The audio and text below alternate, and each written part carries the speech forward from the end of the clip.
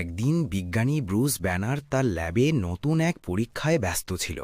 হঠাৎ একটি দুর্ঘটনায় ভয়ঙ্কর গামা রশ্মি ছড়িয়ে পড়ে। সেই মুহূর্তে ব্রুস বুঝতে পারেনি তার জীবন চিরতরে বদলে যাচ্ছে।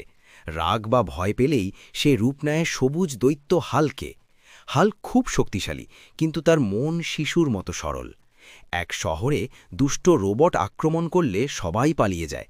তখন হাল্ক এগিয়ে আসে। সে নিজের শক্তি দিয়ে রোবট ধ্বংস করে শহরকে রক্ষা করে। কাজ শেষ হলে হাল্ক আবার শান্ত ব্রুস ব্যানারে ফিরে যায়। মনে মনে ভাবে, শক্তি মানে শুধু ধ্বংস নয়,